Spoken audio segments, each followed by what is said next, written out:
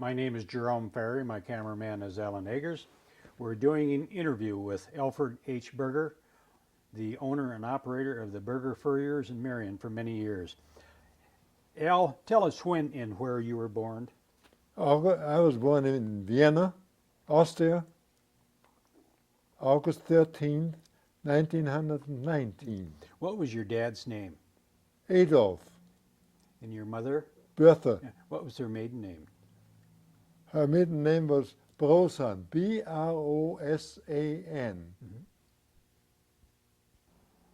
What was your dad's occupation? He sold, among other things, furrier and clothing, and women's clothing, and furs and everything. A furrier in Austria, would he make garments, fur garments? They would make some garments, yes. What type of skins did they have in Austria to make garments out of?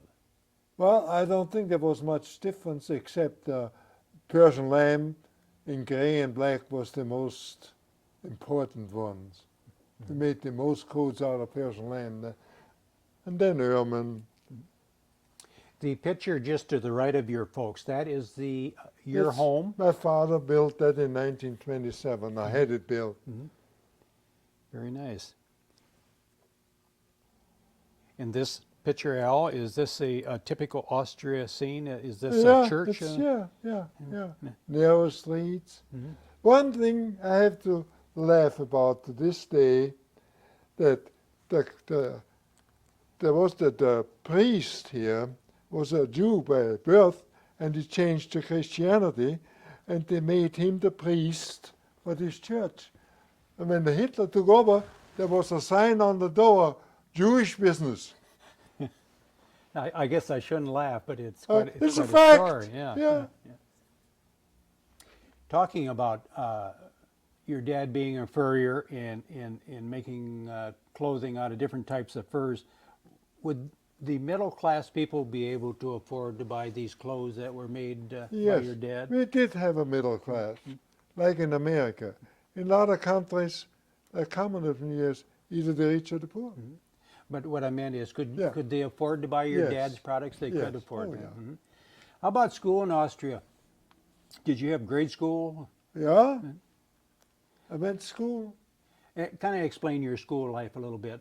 Typical school day, did you go on Saturdays, or what hours did you go? Well, typical, in our classes we had up to 54 kids in a classroom. And there was discipline, that's very important. And everybody had respect for the teachers. We mostly had male teachers. And we got there at 8 in the morning, started at 8, and 2 o'clock we are through. And then you had to do your homework at home, not in school. The schools were not babysitters. And so when we got home, we had to do the schoolwork, and that's quite a bit. And then you played. Football, soccer, that's the game we played. Was it a girl and boys school, or just boys?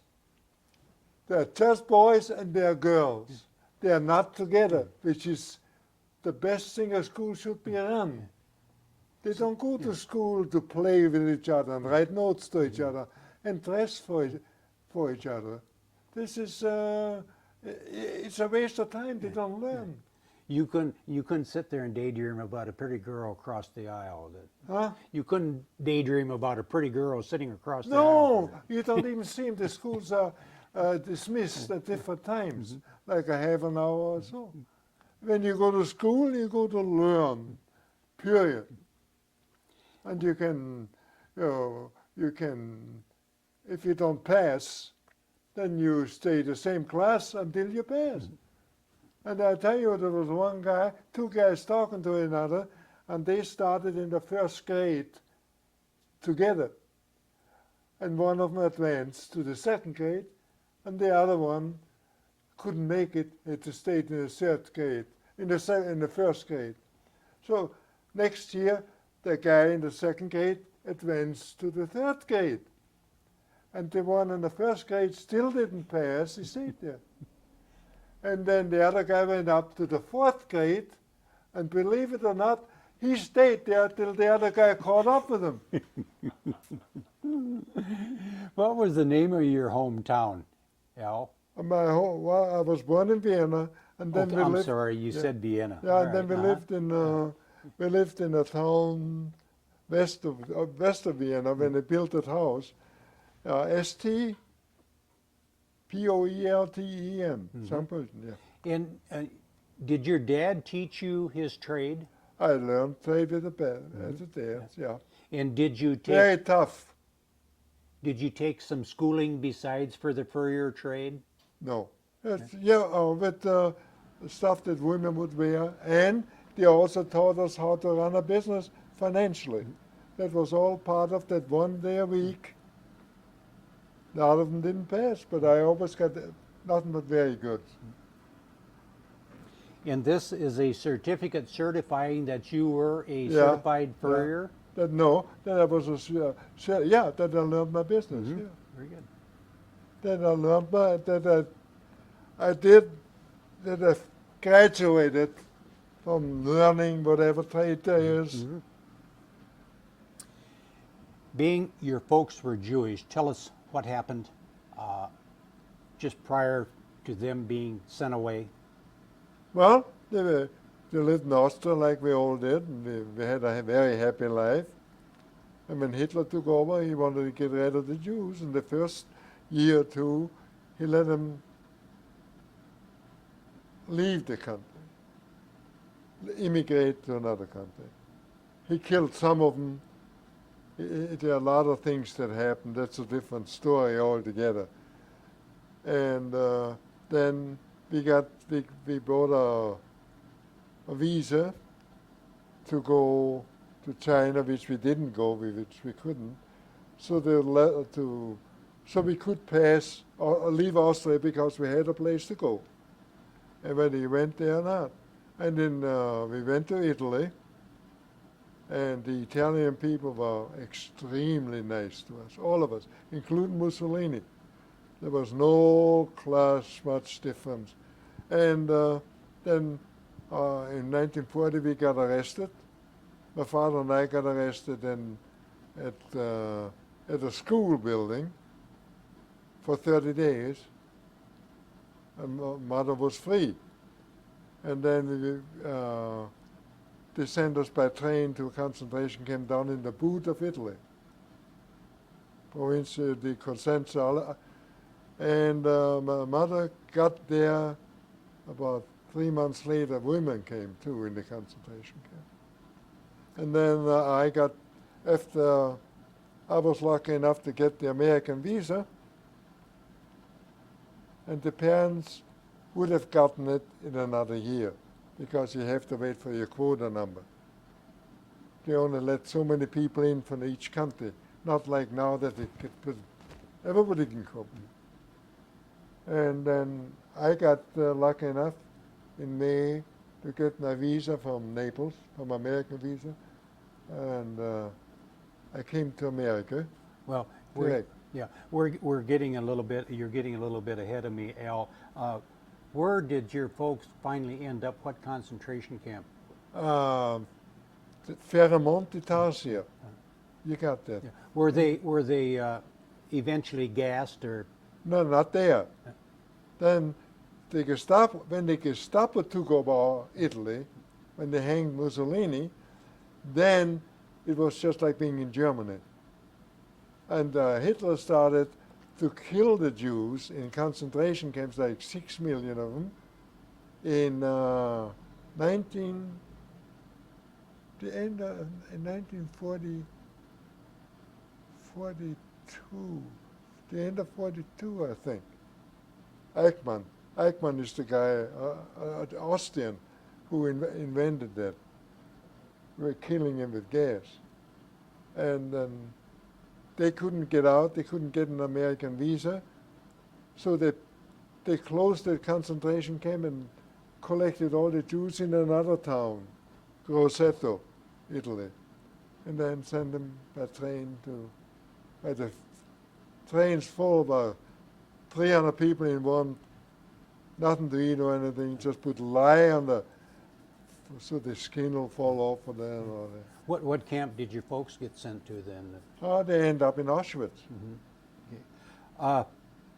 Was it just the Jews that There the were other people too besides Jews, but Other- mostly Jews. other religions that were being rounded up? Yeah, oh, they were. I can't say for sure. I know there were other ones. Now, for instance, I never knew about it until I'm over here. That I know that anybody who was a communist inclined was killed, or anybody who talked against Hitler, he was taken care of. And I remember also they come, what do you call the guys? They come every Saturday, once a month. They come in America here. A religion, and the watchtower and they were hated over there too. Mhm. Did you eventually get sent to a concentration camp Huh? yourself? Did you eventually get sent to a concentration camp yourself? Yeah, I was down in the same camp. Oh, in the same camp Even your yeah, dad but- was? And when they, by train Yeah, they go yeah, down to the camp in the boot of Italy. You were mentioning that you worked on a road crew, I worked in the road in Austria. Austria. Yeah. Okay.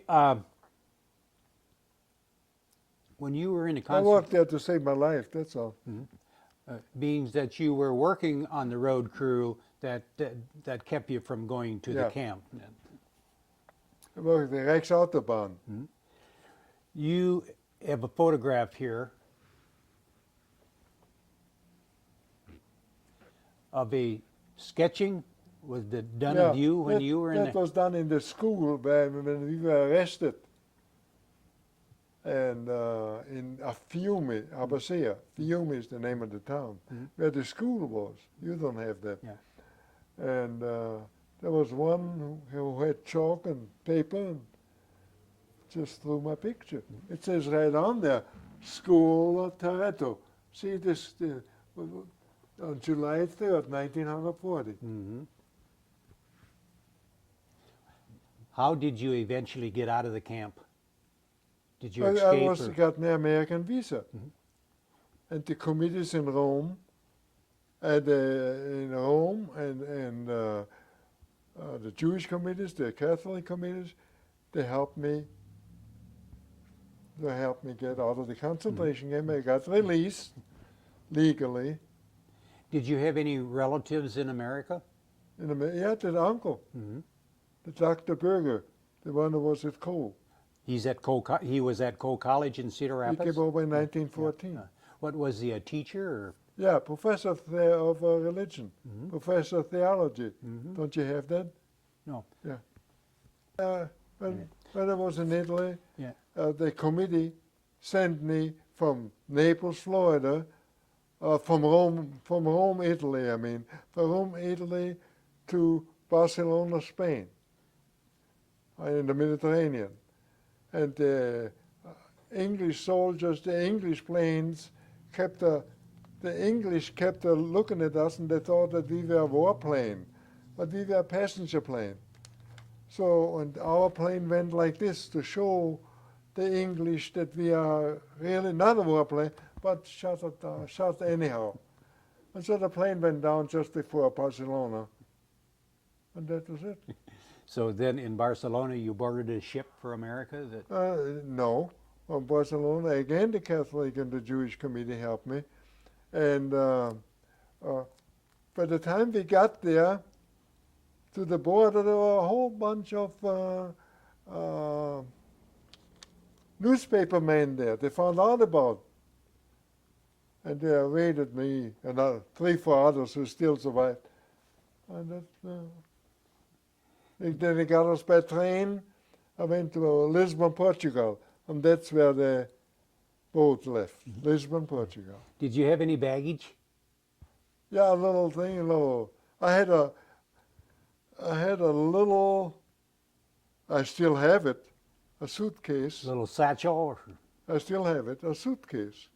And I kept all my documents and my letters, no clothes, just That's all I wanted to bring.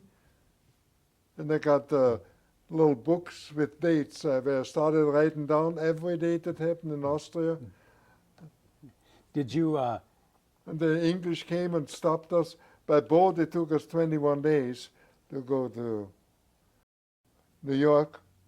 And the English stopped us several times and took off some spies off the boat. did you have any money? $5, that's all we could take out. That's, well, valuta was very hard to get. They need every American dollar they could. So they allowed us $5 apiece. Did you get seasick on the boat? No. A few guys and us and I, we didn't get seasick. But the places were set on the boat. For everybody we had, I think, 400, 500? I don't remember exactly. It was a small boat that goes for the Mediterranean that held about 60 or 80 passengers. And there we got several hundred on board.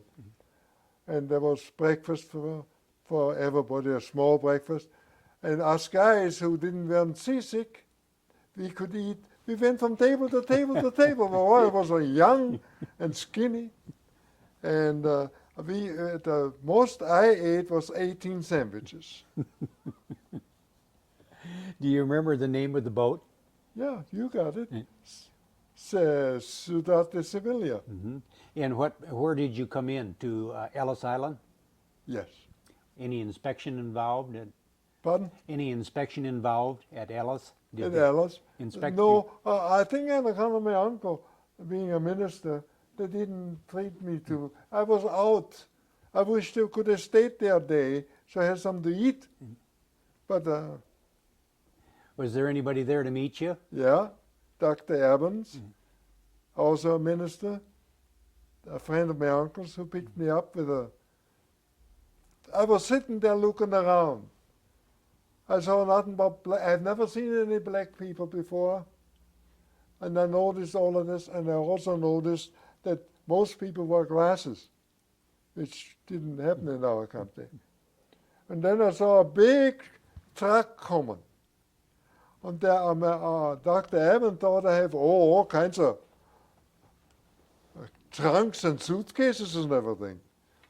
They had to laugh when they saw that. What was your feelings when you seen the Statue of Liberty for the first time? Freedom. Finally, freedom. Right now, freedom. Were you aware of the Constitution of the United States at that time? Yeah, just before on the way on the boat, we learned the Constitution. You were told me it impressed you very much. Yeah. Oh, yes. Your heart started beating like crazy. And finally, we are free people. Finally, we are free people. So did you stay over in New York for a while? One day only with the Dr. Eben. You were telling me About the horse, supper? the people owning the horses and then. Oh, that was terrible. Go ahead. My face gets still red when I think about it. Go ahead, tell us. Huh? Go ahead, tell us. You know, Yeah. being a minister, they had in Cedar Falls, they had the Presbyterian Bible Conference, and I was here only a short time. And I knew everything that is in plural has an S on the house. Cars, autos, you know, trees. And they were talking about visiting before dinner. And I heard somebody say that he had horses. They're talking about horses on his farm or wherever it was. And I opened my mouth, my big mouth, and I said, yeah, I had a whore at home too. And everything went still. And the woman got red face and said, "Get still." And my aunt got red. And I knew I said something wrong. And my aunt got up and she says, "You must excuse Alfred. He just came over from Europe, and he's my husband's nephew. And you must excuse him." And then he explained, she spoke German, of course, and they got it all straightened out, and then the tension went out. Everybody started eating. including me. Wh- I felt terrible. Why did you get confused? Because of the spelling of horse? H-O-R-S-E? Yeah, because he says he got horses. Well, we had one horse. But see, horses means more than one. But one whore means one horse. Were you told that the streets were paved with gold in America? When you come to America, the streets, but they didn't tell me you have to work like hell. So do you remember what date you come to Cedar Rapids? What age? What date? Yeah, 10th of June, Mm-hmm. 1941. Did you? And I assumed you come into Union Station. Yeah. Yeah. Was there? And who My was uncle and my aunt were there to pick me up. your uncle picked you up? And Yeah. did you notice coming from New York? Was there a lot of soldiers on the train at that time period? No. Or moving? No. Then did you stay with your uncle then? I was supposed to stay there for 1 year. I didn't quite stay there for 1 year. I was supposed to stay there. He guaranteed for 1 year for sure. So I stayed with them to learn. And when I went to work, and that's it. Yeah. He found a job. And So he helped you learn part of the English language. So no, and does more. But I went to school for 2 sessions, remember? And there were nothing but all people there, and it went just too slow. Yeah. I see a cow, the cow sees me, and then I had enough. Then I just started picking up and listening. That's the best you can do. Did your uncle help you find a job? Yeah. Whereabouts? I went to work for Armstrong. Armstrong's department store? Yeah. As a, Fair department. and you had a certificate to prove you were capable? Yeah. Yeah. I'm a very capable man. What, I'm good at everything. what kind of a wage was they able to pay you? Huh? What kind of a wage did Armstrong pay Nothing. you? $10 a week for 48 hours. And we were glad we had a job. Did And the butterfly had lunch for 25 cents and 2 cents tax. And then the other place at the bus depot where I pulled a hair, I was so hungry, I only weighed 125 pounds. And I ordered my lunch, and it included a piece of pie, banana cream pie. And I ate 2/3 of it and then pulled a hair out and put it in my pie, and then I called the waitress. I said, "Look what I found in here." She says, would you like to have another one? I say, "Of course." That's a question of survival. so One how of the long? big- How long did you stay at Armstrong's then? 3 years and 2 years at Midwolski, I think. Okay. And Just so I see what they buy, where they buy, and had to learn. yeah, and then what happened? You were offered a. Then I opened up here. No, I mean, didn't you go from from Armstrong's to Mitvalski's? Yeah, that's what I'm talking about.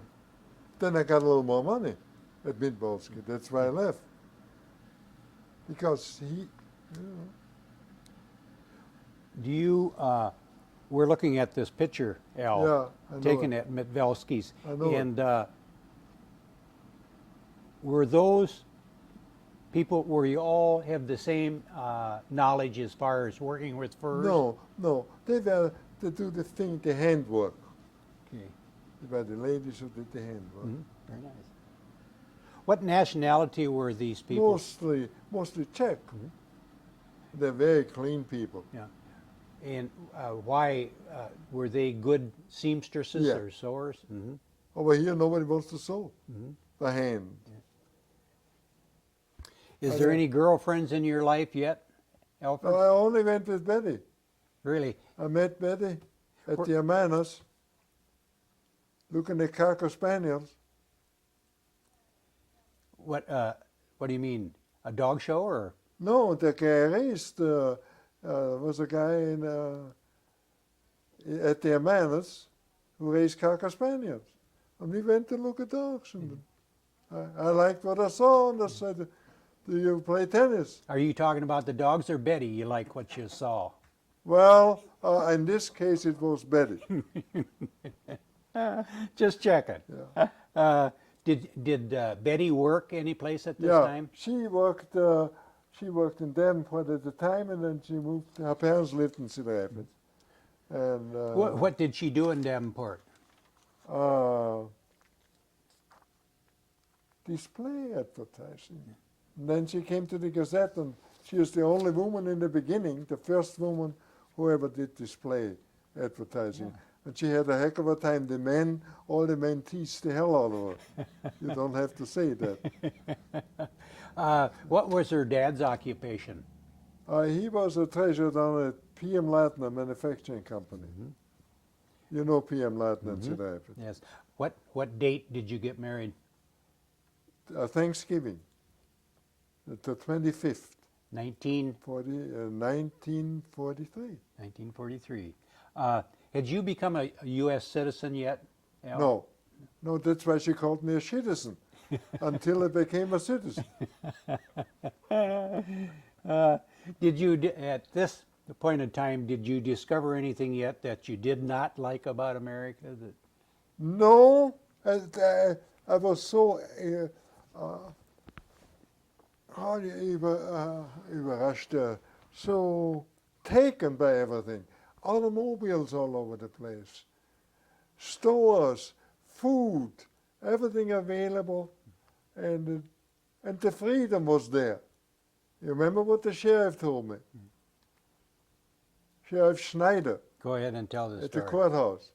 He says, "Don't be afraid of the police. We are here to help you." He was a sheriff, deputy sheriff. And that's, What were you doing at the sheriff's office? well, check in and just see what's what. So, what was the next big thing that happened in your life? Did you decide to go into business on your own? Yeah, when we bought that house, and then decided it's time for me to go on my own. So we built this place here. The Berger Furriers. In where, what is the address of the 200, 200 7th Avenue. Avenue. And I live on 208 7th Avenue. in Marion? Yeah. When you built here, it was probably, there wasn't much in the neighborhood probably that, as far as other buildings. There are people in Cedar Rapids, a man, but not but trees. A lot But of beautiful. a lot of trains going by on the trestle out here, A out lot of front. work going by. Trains on the trestle, or Oh, the train. all the- Beautiful. Beautiful. The city of Denver, the city of San Francisco, the city of Los Angeles.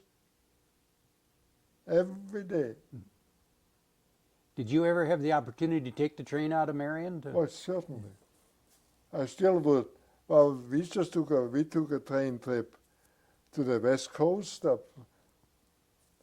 took the grandchildren one time on a train trip to the next town here. I forgot what it was.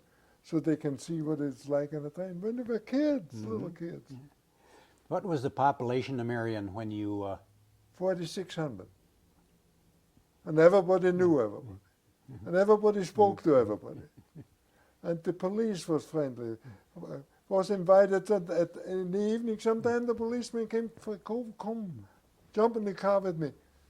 Can do it. I had a car. I had a little accident with not accident. My car stopped when I got back from it's not on there. The car stopped from when I came back from the wildlife preserve, right on the east end of Marion, about not too far from number 13 and 151. And all of a sudden the car stopped, so I called the police, and it happened to be my neighbor lady here, and she helped me. I went to get gasoline to fill up, and it wasn't the gas; it was the fuel pump altogether. So she helped me, and she says, I'll take you home. I'll get somebody to haul your car, and take it over to the garage to get it fixed, and I'll drive you home and live right next to you. And I couldn't get in the goddamn car. In the front, you can't get in for equipment. It is full with guns and this and that. And I had to get laid down on the belly. I got they got it so that you can't escape. And when I came out of the filling station, she was waiting for me. The people didn't know what the flash, the light go, and the policewoman comes and puts her arm around me. We're friends. And the guys watching it, they didn't know what the hell was going on. And then they saw me getting in the back. They had me arrested for sure. Back to your new business. Did anybody help you financially to get started in the? No, financially, yes, my father-in-law to build the building. And from then on, I just worked from hand to mouth. And so then what type of services did you provide at your establishment here? Well, first of all, storage. We store a lot of coats. And we did everything proper, the way the insurance companies wanted, especially when we built the vault. Had to be reinforced concrete all the way around. And got to be refrigerated. Just like we did everything according to the book. And would you also clean furs that people would bring in? Yeah. Clean, make them, repair them, restyle them. I even took measurements. Yeah, we'll get to that. Some woman from Iowa City says, "Why don't you retire?" I told her I like to take the measurements. When you were talking about your vault back there, is it temperature and humidity controlled or just cold storage? Oh, you got to have humidity control, temperature and humidity control, and fumigate and all of that. Yeah. They don't do all these things anymore. Yeah. The old timers used to do things different. Yeah. When you started your business here in Marion, what types of animal fur are we speaking of that people would buy, and well, what was the most popular? of course, mink was popular, raccoon was popular, coyote was popular, Persian lamb was very popular, mouton, that's a sheep, mouton, M-O-U-T-N, and mink pieces, like there, mink paws, mink sides, mink heads. Did people come to your shop knowing what they wanted, or would they ask you for help too? Oh, yeah. Yeah. I was the bullshipper. So they asked you for your suggestions. Oh, yeah. Did First you? they asked me whether their coat to make over was really worth it. If it wasn't good enough that it would last 20 years, I wouldn't even touch it. Because I figured if I start with a good reputation, we'll have a good clientele. And that's what actually happened. We sell coats for all over the United States. People sending coats for storage for me. Did you work the showroom in the sewing room both? Yeah, and my wife worked, and then we had several ladies working. Where would you get your raw material from? In New York, at the auctions, or at the matches. And then when you would order this fur, you would have to cut up and sew the different similar pieces together. Well, we gotta get the skins together. They don't want to have a skin, they want the whole thing. So you gotta put them together. Would you find them hard to match? Oh, many skins are hard to match, so you can't do it. We have to go to a matcher then. There are places in New York that do nothing but matching stuff. Would there be a lot of scrap involved, or could you use the small pieces someplace else? Well, we use small pieces for mink heads, mink paws, and mink sides, but usually we have regular skins. It's small and big. What's the biggest change in the furrier business that you've noticed since you started up to this date? Well, when I first started, everybody wore furs. It was just the thing, you had to wait for the bus, they didn't have as many cars. They wanted to stay warm, the winters were colder. And then it slowed down a little when the fakes came in. Some people wanted to buy fakes, they were cheaper, and they looked like it. And looked like some of them looked like you just got off the boat from Russia, I thought. And well, I had nothing against it. If you don't want to wear furs, you don't have to. Like Peter, they want everybody not to wear furs or eat eggs or eat meat or what have you. And nobody told them that they can't. Why do they tell us?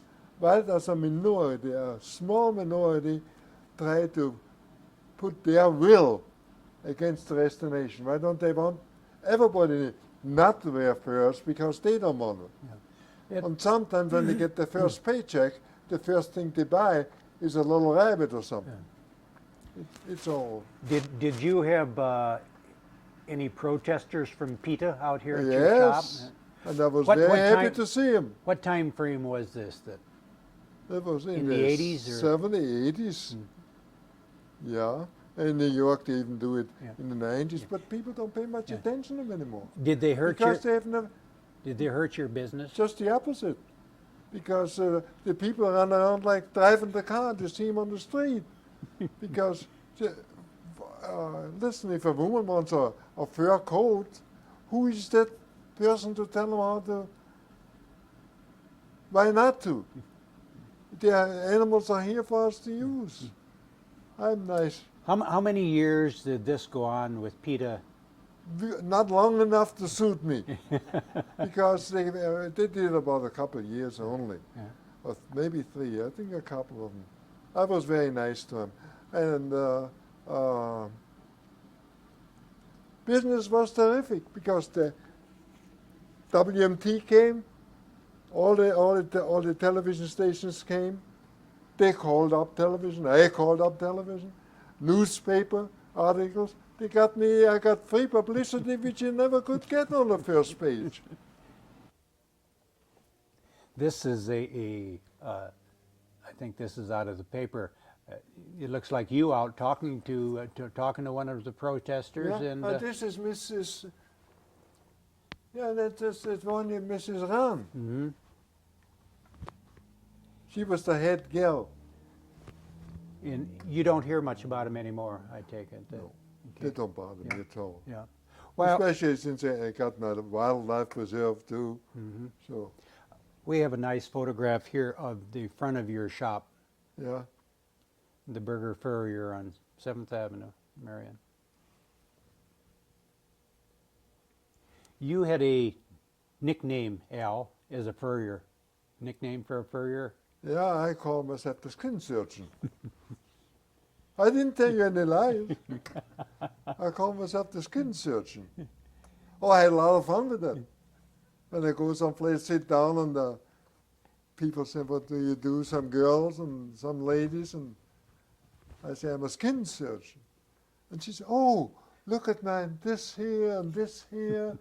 I have prescribed a lot of vitamins. Vitamin P. Did when a woman was to buy a coat, would her body size determine the price of the coat? Of course. Because the amount of skins that Yes. would take to The make bigger it. you are, the more skins it takes. How how would you gracefully or tactfully measure a large woman? Very carefully. Very carefully. Could you find that embarrassing? Even on small people. Yeah. This is one thing you gotta be on the up and up. Yeah. Is there young people interested in furs today? More than ever. It all coming back in the last 5 years. They buy jackets, They buy parkas with or without hoods. And they buy some buy long coats. Yeah, the business it's coming back again. They're tired of being told what to do and what not to do. So Did you have any children, Al? one that I know of, my daughter. Your daughter? Yeah, Did she work in the shop with you? Yeah. What was her name? Janie. You want to talk to her? We had talked to her outside, and she said that was okay, that Yeah. you could handle the. Yeah. Oh yeah, Yeah. she's a big mouth. She has been a very. She knows the business very well. Oh sure. Now, do you think she will carry on the business Oh yeah. after you quit? Yeah, we had one guy here for 23 years. I taught him everything, and then he quit suddenly in January. He wanted to work at night and have the daytime to play golf or whatever. He'll come back. Did your wife then work throughout She all of worked those for years us, with too. you? What year did she pass away? She didn't pass away yet. Oh, I'm sorry. I'm Oh, sorry. she's about ready. Okay, I misunderstood. She may pass away today or next few days. Or Okay. who knows? She got This was a very nice picture of you and your wife, Al, Yeah. taken in your younger days. oh yeah, Very 100 nice. years ago. Very nice. Gene, your dad said an awful lot of nice things about you. Well, that's nice to hear. How Thank long you. have you been working in the shop? Since a little girl? Almost, Yeah. just about. Did you ever become a furrier or become a certified furrier? Or? No. But I can do a lot of the stuff. Yeah. What do you what do you do that? Well, mostly I boss him. I can imagine that is kind of a full-time Poor job. me. He's a handful. Poor me. And I do the buying and the managing in the back and the, Book I help work. with the fitting and all the book work And she and checks things over Yeah. very carefully. I have to check everything. Is the fur business as popular as it was? It goes in streaks. Sometimes it is, sometimes it isn't. Now it's coming back again. But we have a good customer base. What's your busy season? September through February, I would say. That's when people are taking their coats out of storage or And or buying new ones, and sometimes they want everything remodeled right before Christmas instead of coming in the summertime, you know, when we have a little more time to work with them. I would imagine if you had an early cold snap, you would have people lined up at the door Yes, wanting their that's coat. right. And she can speak English. Most of the, I can't always hear English. Your father has had a fascinating life, hasn't he? He's a fascinating character. Any of that rubbed off? Yeah, I Ah. think it has. Same mouth. Same mouth. Same mouth, but I'll tell you what, the best thing he's ever given me is the sense of humor to laugh at yourself. He's got a great sense of humor, and believe me, he's needed it. Gene, did you have any children? 3 sons I have. And what ages are they? Names? Casey is 39, Adam is 34, and Joe is 31. Any Or maybe he's 32, I forgot. any grandchildren? 5. Casey has 3 daughters, and Adam has a son and a daughter. Has any of your boys showed any interest maybe in following in this? No, None doing their whatsoever. own thing, which is what I promoted, Yeah, actually. yeah. Well, the time where people learn trades is gone. That's the problem with the understandable. fair business.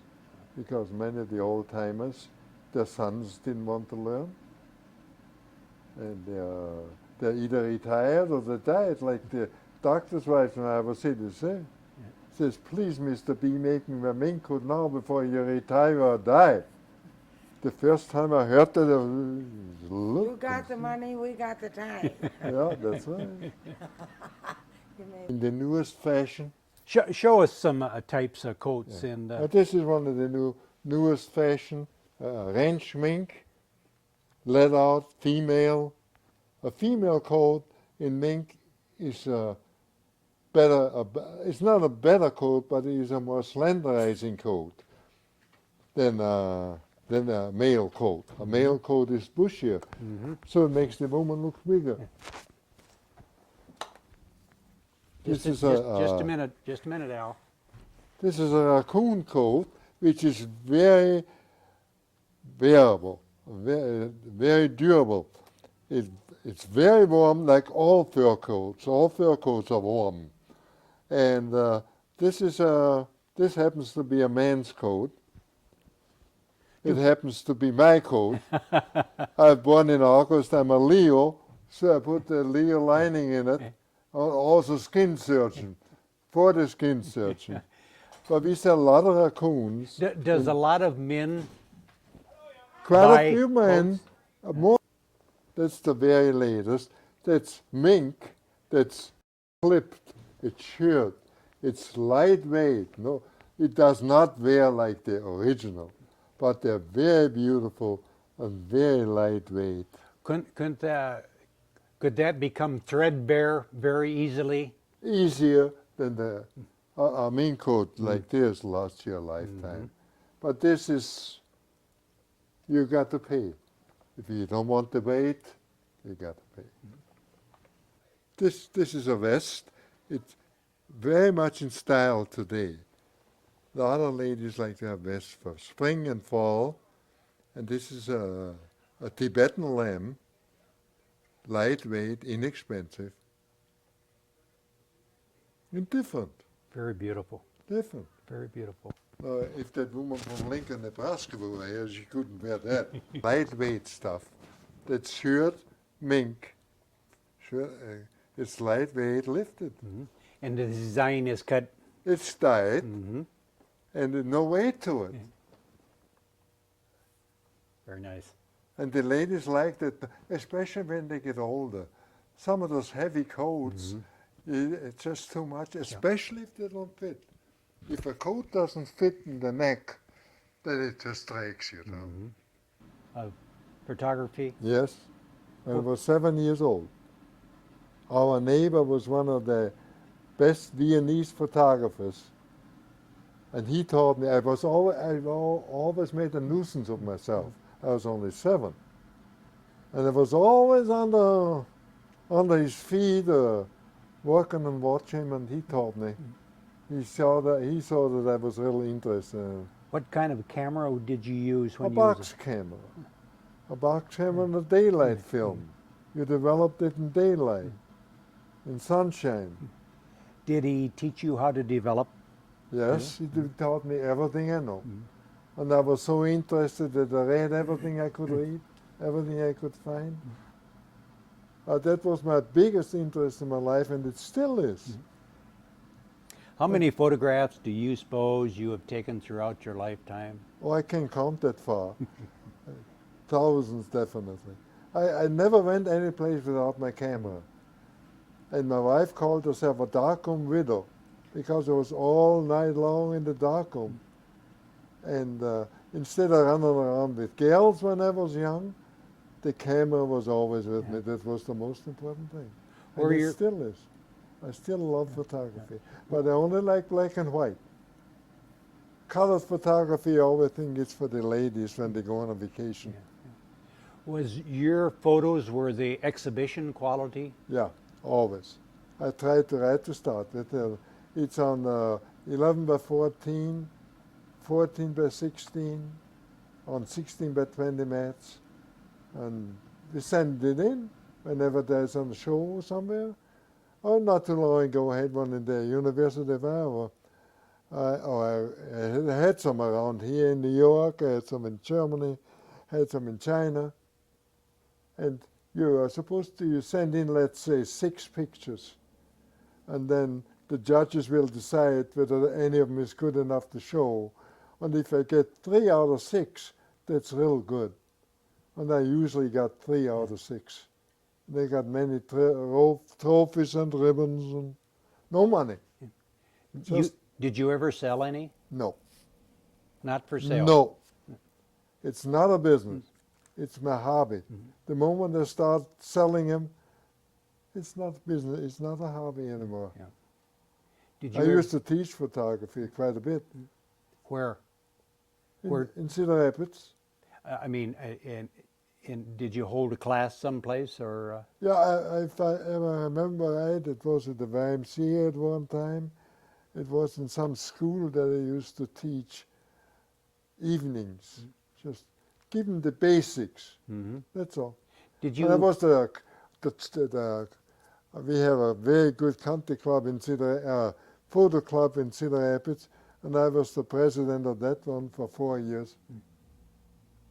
How many and- cameras do you suppose you own throughout your lifetime? Or just a Usually few? always the same. I buy another camera because I like the looks of it. Mm-hmm. And all the equipment that comes are made for cameras. You think you gotta have it.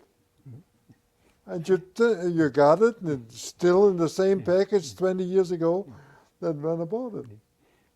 Did you have favorite subjects that you really loved to photograph? Not women, Not women. not women. I'm known for cats and characters. Barns? At barns, and I like sceneries in general. Birds I like, but cats and character, that's what I was known for. And then later on I went into barns. As you see, so many of them are torn down. And some of the pictures of Marion that I had, I'm saving that for the historical museum. Mm-hmm. When I die or something, I'll just give it to the city. Al, we'd like to look at some of your photographs here. This is what you would call a character. Yeah, that's a character. Was this I know. I tell you how it started. The railroad tracks. There used to be all the hobos, and I used to ask some of them, did I want to come down whether I can pose, and I give them supper for it. And somehow they made a sign on that tree out there, and all of a sudden a whole bunch of them started coming. That's how I got started on hobos.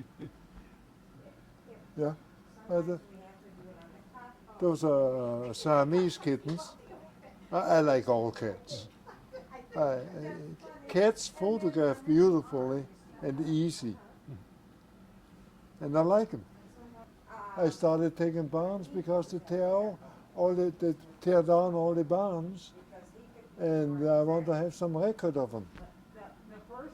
Did you find a lot around the eastern Iowa area? Lots of barns on the side streets. It was President Eisenhower when he was at the National corn picking at contest? the national North American? yeah. Do you remember Marion, it what was. year this possibly would have been? Yeah, In the late 50s? Or? yeah, late 50s. You had mentioned the fact that the Secret Service. No, the UP, United Press, used my darkroom Mm-hmm. and gave me a card I can use anybody's.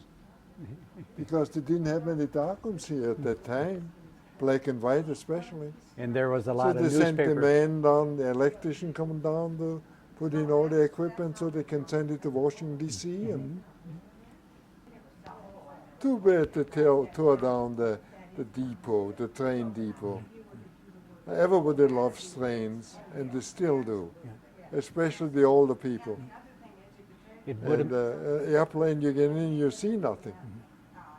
this would have made a beautiful museum, wouldn't it? Yeah, yeah. Well, what they did, they took some of it and put in the city park in Marion. Yeah, this is about the last train engine, and I loved engines that went to Marion. That stopped right in front of the depot before. Al, you were telling me that you and your wife had a kind of a retreat, a home away from home. Would you like to tell us about it? Yeah, well, we bought this, my wife bought the property without telling me. She told me 3 months later. And come to find out, the reason she bought it, when she was young, her grandparents lived in Winthrop. And the buffalo goes through Winthrop. And this buffalo here in Kragen was for sale, and she thought she had to have it. So when she told me 3 months later, I was just shortly after a flood. And I thought, my wife is going crazy, I got to send her to Independence. I'm serious. It was nothing but mud. And I fell in love with it. And we built this, and we got a lot of intercoms all over the place, electricity all over the place. Where is this located? On number 130, 130 Or 13? Avenue, 130th Avenue. It's North of north of Coggan. Coggan? Uh-huh. And the second picture sec- down? We had this built here to keep stuff, when we have a flood, to stop it here before it goes into here. Yeah. And then the next It picture? makes it look pretty. Yes, beautiful. Then we And have cows there. you put riprap along the side of the stream? Yeah, yes. Lots of it, so it won't change. Yeah. And then the next photo down there, do you rent out to a farmer? Yes, we rent Pasture land? pasture out to keep the grass down. Who's going to cut the grass?